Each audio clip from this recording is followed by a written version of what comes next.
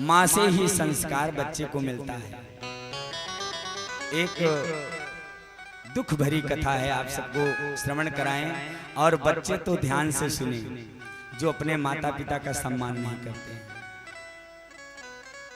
एक धोबी और धोबिन थे महाराज, ध्यान से सुनिए, आप सब आपस में बात नहीं करेंगे, इधर उधर नहीं देखेंगे, तभी 10 बजे तक कथा चलेगी, नहीं तो आधे घंटे में आराम मिल जाएगा।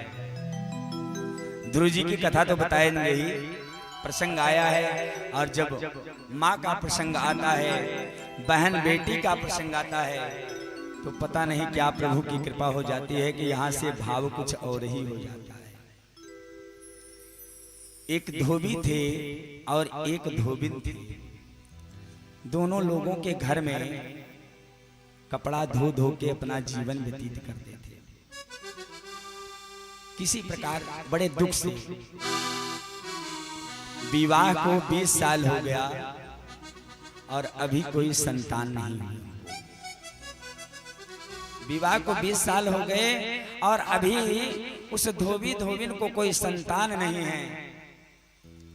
कई जगह मंदिरों में गई, पूजन करवाती है, भागवत कथा बैठवाती है, कितने प्रकार से उसने पूजा करवाया, लेकिन तो भी भगवान की कृपा नहीं हुई।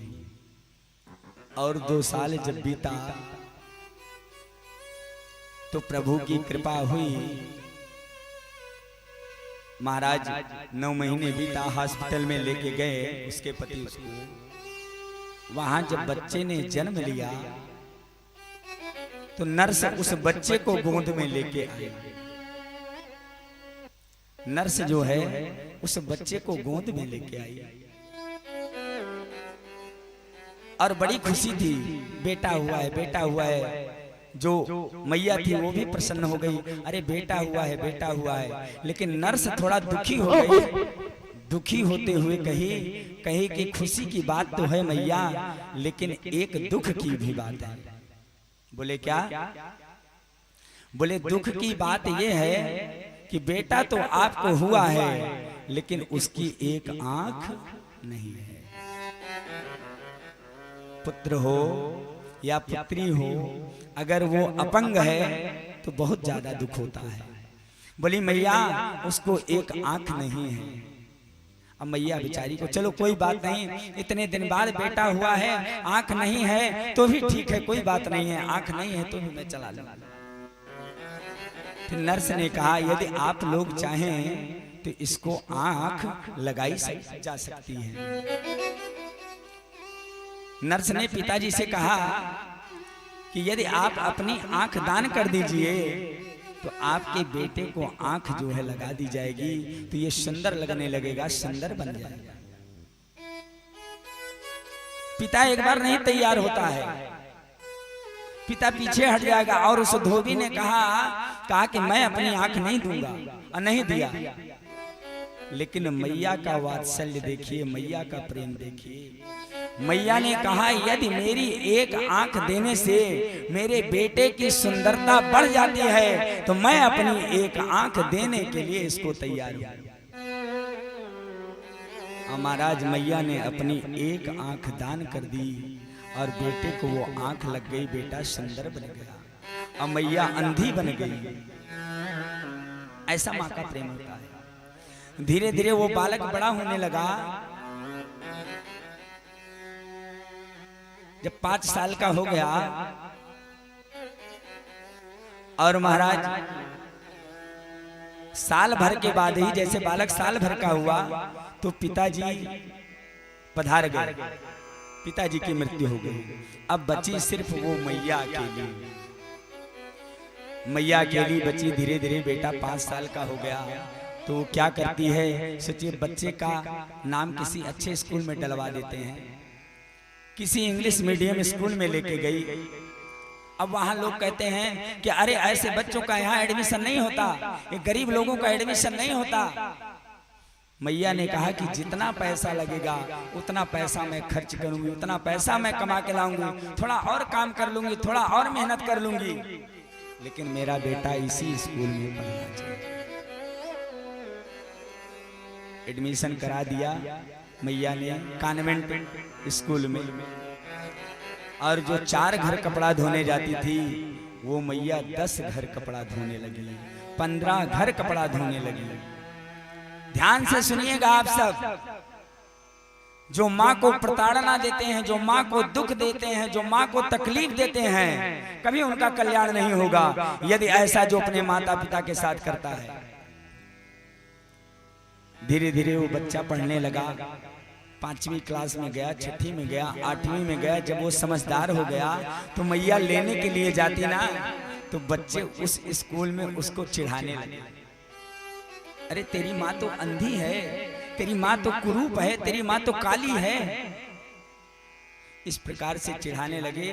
तो एक दिन बेटा जानती हो क्या बोला? बोला मैया अब मेरे स्कूल में तुम मत आया करो, मेरे स्कूल में अब तुम मत आया करो। मैया ने कहा क्यों बेटा? बोले मैया घर में स्कूल में हमको सब चिढ़ाते हैं, तेरी माँ काली कलूटी है, तेरी माँ अंधी है, उसकी एक आंख नहीं, कुरूप है, तो ऐसी माँ का बेटा है।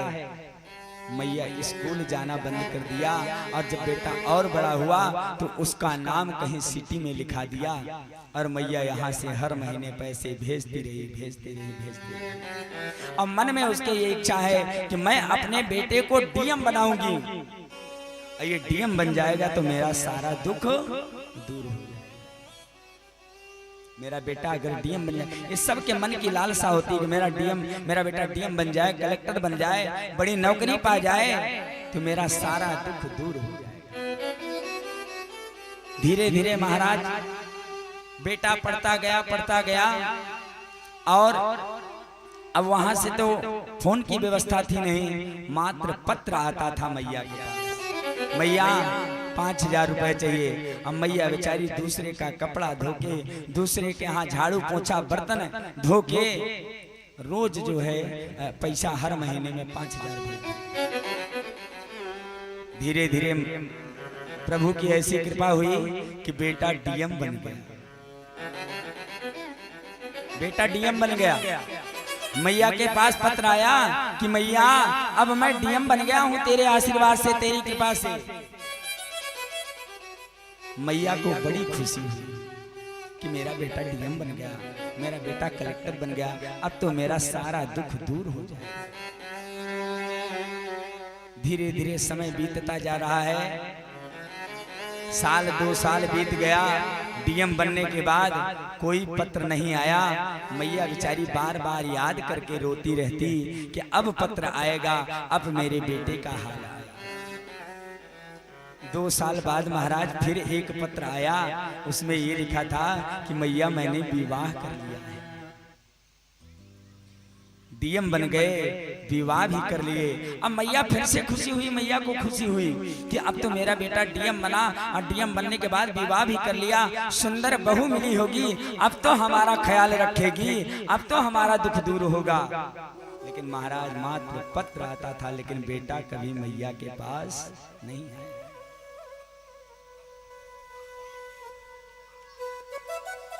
फिर पत्र नहीं आया। मैया फिर बेचारी रोती रहती अपना जीवन यापन किसी भी प्रकार से। मैया को तो पत्र लिखना आता नहीं, वो भी पत्र का जवाब दे सिर्फ आता है यही जानती थी, दूसरे से पूछ लेती रही। अब महाराज 4 साल बीता, पत्र नहीं आया। 4 साल बाद फिर एक पत्र आया और उसमें ये लिखा कि मैया तुझे पोता हुआ है और मुझे बेटा हुआ है। फिर मैया को थोड़ा खुशी हुई कि अब तो हमें नाती हो गया, अब तो मेरे पोता हो गया, मेरी बहू आ गई, मेरा बेटा डीएम हो गया। अब मेरा बेटा लेने के लिए मुझे आएगा, अब मेरा बेटा मुझे यहाँ से लेके जाएगा, अब मेरा दुख दूर होगा। लेकिन समय बीतता गया, बेटा आया नहीं। जब मैया एकदम असमर्थ हो गई कि अब चल नहीं पाऊंगी, अब किसी के यहाँ काम कर नहीं पाऊंगी, शरीर से असमर्थ हो गई मैया, वही पत्र लेके कही कि अब मैं खुद अपने बेटे के पास जाऊंगा।